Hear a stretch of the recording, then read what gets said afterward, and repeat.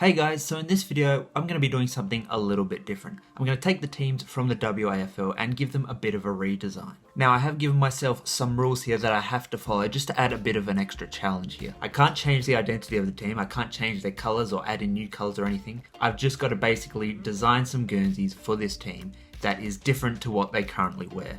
Now this can be a bit of a challenge because some of the teams in the WAFL have pretty great Guernsey designs. So, it's going to be tough to change it into something better. So I will start this off by saying that I don't necessarily think the designs that I've come up with are better than what the teams actually currently wear.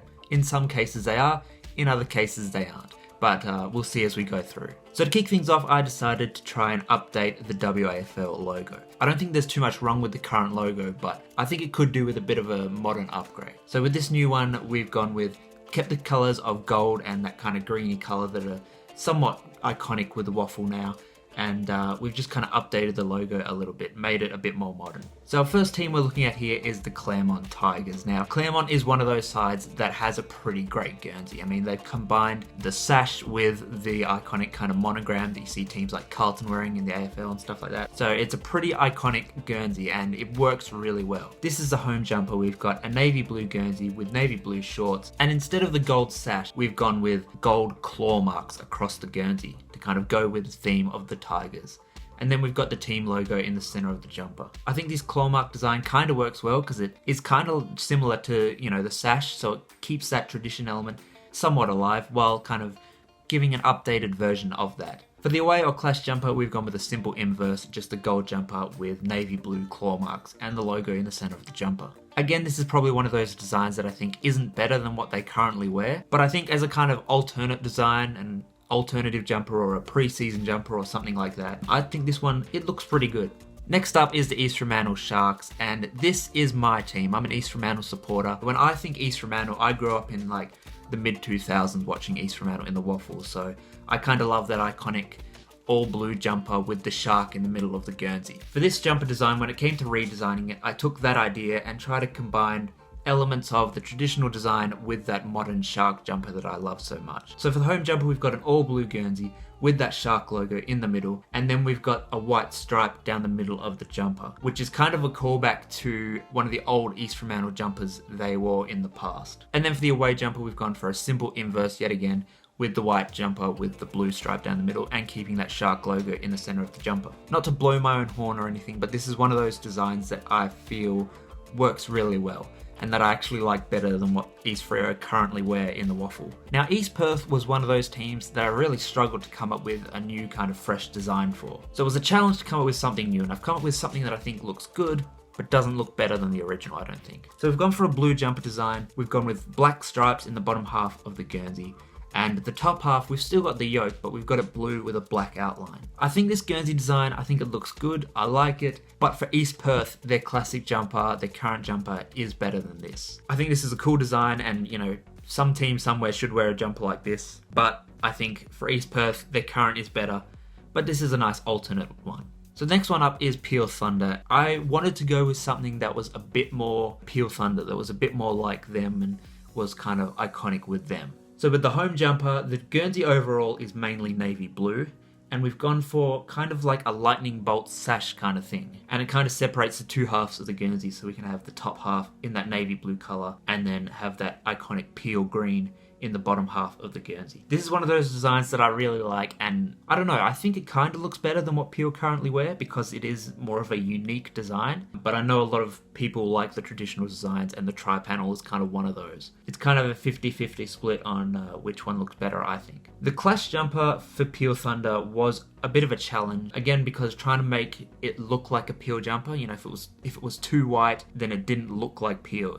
Peel Thunder, when you think of them, you think of navy blue and that green colour we got here, the kind of teal kind of colour almost. And it was hard to kind of get all three of those colours into the jumper, while still making it look like it would not clash. The Guernsey overall looks quite white, but the front of the jumper is still the same, and so that kind of makes it work as both a clash jumper while still looking like a Peel Thunder jumper. Next up is the Perth Demons. Now a lot of people are going to hate the jumpers that I've come up with for the Demons here. I think they look cool, at least as the kind of like alternate jumper or something like that. The majority of the jumper is black, I guess, but we've got kind of like a red to black gradient on the jumper, which a lot of people hate. When the Eagles used the gradient back in like, what was it, the late 90s or early 2000s, whatever, everyone gave them a ton of crap for it. But this one I think looks alright. We've got that logo in the center of the jumper, which we've colored black, which I think it looks really cool. It wouldn't be the kind of jumper you'd wear week in, week out as a kind of your number one Guernsey design, but as an alternate jumper, pre-season, whatever, I think it's a cool design. If you look closely, you can still see these jumpers have the sash in place there. It's kind of, a bit faded away underneath everything, but it's still there as kind of like a nod to the traditional jumpers. For South Fremantle, another team with a kind of classic design that doesn't need changing too much, but I came up with something that I think looks pretty cool as a kind of like alternate design again. So taking a look at it, it's a white jumper with red shorts and a red V, all similar or all the same so far to the current jumper they wear, adding red to the shoulder panel area and red above the V, and then a white kind of outline around the V to kind of separate it from that top half of the red. There's something I like about the look of this, as like, it still keeps the classic element of the Guernsey alive and creates a bit of difference. I didn't come up with a Clash jumper version because I'm like, look, if you're gonna wear it with white shorts, it kind of works as a Clash anyway, which I don't like doing. I like teams having at least 2 Guernseys. I think this one works and Clash would kind of be unnecessary.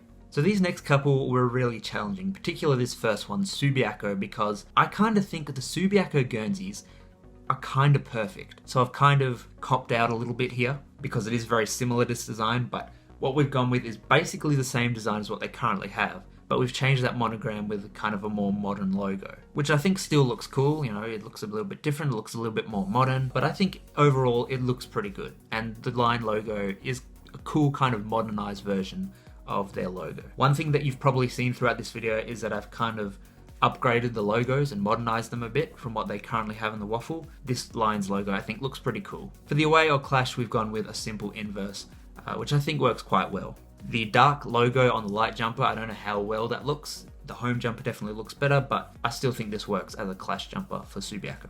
For Swan Districts, I didn't really know what to do. They've got that iconic design of the 3 stripes going down the jumper, very much like Collingwood. So for Swan Districts, it was kind of hard to come up with something new and different. I've come up with something new, I've come up with something different. It is not better, but I don't think it looks bad, but it's not better than what they have. So the jumper is predominantly white. We've got black shorts on there, black stripes in the top half of the jumper, and then the logo from the Swan Districts in the center of the jumper. And we've got white side panels on the back of the Guernsey to kind of keep that wraparound element. Again, this isn't a bad design, but it's not better than what they currently have. Our second last team in this is the West Coast Reserves. As much as I'm a Dockers supporter, I do have to admit that the Eagles Guernseys are pretty perfect, but I thought it could be a bit of fun just to kind of create something to make the WAFL team their own kind of identity while still looking like the Eagles. So I've gone back to that flying eagle design that the Eagles wore in sort of like the early 2000s, I think it was, but we've recolored it to look more like their current colors, the blue and the gold that work so well together. And for the Clash, we've gone with a simple inverse. I think this design looks okay. That flying eagle element is like a cool kind of alternative sash. Is it better than what West Coast currently wear? No, but it's a cool alternate design, and I think in some ways that's quite good. I think this design is kind of a way for them to have their own identity. But is it worth having your own identity if your Guernseys are worse than what they could be? The last team up is West Perth, and they were another challenge because they've got that sash design which works really well. So for changing this up, I came up with a bunch of different designs and kept something that was fairly the same as what they currently have, but a little bit different. So we've gone with a sash still across the jumper, blue on red, but we've gone with kind of a sash made up of 3 or 4 individual lines, which is taken from the kind of back of their logo. Then across that sash, we've got the Falcons text that I've also put in their updated logo. For their away jumper, we've gone with a simple inverse again, red on blue this time. Again, this jumper looks okay. It's not better than what they currently wear. What it does prove though, I think looking at the away jumper, is that West Perth should just have a Clash jumper.